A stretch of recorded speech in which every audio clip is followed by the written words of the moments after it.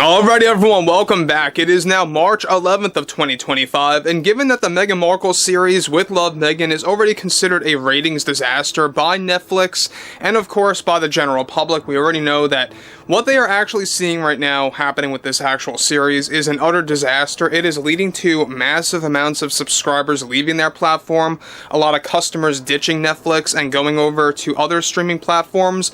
Now let's just be honest here, let's be very real, it's not just catered to Meghan Markle. They are also leaving due to the fact that rates increased for Netflix, right? Prices went up, and people are just very tired of it after all the shenanigans by Netflix over the past couple of months. Now, interestingly enough, there's a lot of other things going on with Meghan Markle that I think that we really need to dive deep into here. This is Mike Zero. Subscribe if you're new, and like this video to see future updates. You can also follow me at Mike01. I thank you also very much for the great and kind support. So one great thing about all of this is that I think that this is beginning to show exactly what's going on with the film industry and just how flawed and damaged it truly is, to the point that a lot of these studios don't even know what they're doing. We already know that they are already using existing footage, an overabundance of footage of season 1, and they're basically spinning that into a production for season 2. It's not really a technical season 2. I pointed everything about this out yesterday. It's essentially season 1.5, if you even want to look at it like that in an accurate matter. That's basically what it really is. It's an actual extension of season 1, just because it was all a mixture of deleted scenes from the first season. It was extra footage, but they will be shooting some additional footage by this June to combine all of that into a supposed season 2. Now, what's interesting here has a lot more to do with Meghan Markle's career beyond Netflix and exactly what's going on in that realm. Now, with the Meghan Markle drama only getting worse both behind the scenes and in the public eye after her series was officially labeled as a ratings disaster, one major development going on now involves more to do with Meghan Markle getting fired by a major Hollywood studio, where she was supposed to take part in a brand new film by Blumhouse Productions that was going to include Markle in their newest horror film trilogy that is planned to compete against the Scream franchise by Paramount. Now, one shocking discovery here is that it turns out that Meghan Markle had a contract lined up with Blumhouse Productions until she made things difficult behind the scenes, and also after the Blumhouse executives learned of her internal issues over at Netflix. Now, Markle was supposed to be paid, it turns out, an estimated, get this, $10.5 million for her side role in the new horror film as one of the side characters. However, Markle was demanding the executives and the creators behind the film to go easy on her character and to also dial down the violence specific to the demise of her character, since this is planned to be a rated R film. The executives and creatives wanted nothing to do with Markle's input on her character and her role, and issues progressed from there, where she was also demanding a higher payout for her role in the new horror trilogy, where she was signed to only appear in the first film as one of the main side characters with a planned screen time of roughly 30 minutes, so it's not a cameo. She actually had a role in this film in a planned 2.5-hour film. To make matters worse is that Meghan even went as far to demand the executives to not kill off her character in the end, specifically so that she can return for the next 2 films, or at the very least the sequel. Blumhouse refused those demands as well, as they specifically cast Meghan Markle as a character meant to face her demise in the third act of the film. Now, Meghan reportedly called out Blumhouse, per studio, of course, heads as their type of behavior, translating to how they are trying to prevent her from obtaining any form of success in the horror genre for the film industry. So guys, let me just, stop here and just examine that way of thinking for a second. That's how narcissistic Meghan Markle truly is. She points the finger at the Blumhouse executives, the studio heads, whatever have you, for actually obstructing her gain or for her overall road to success by killing off her character or having her character meet her demise at the very tail end of this first movie of this new trilogy.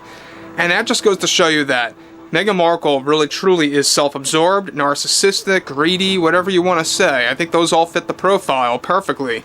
But this is where it gets even worse. Now, we already know that Blumhouse has had some hit and misses over the years, right? They really want to do something very special.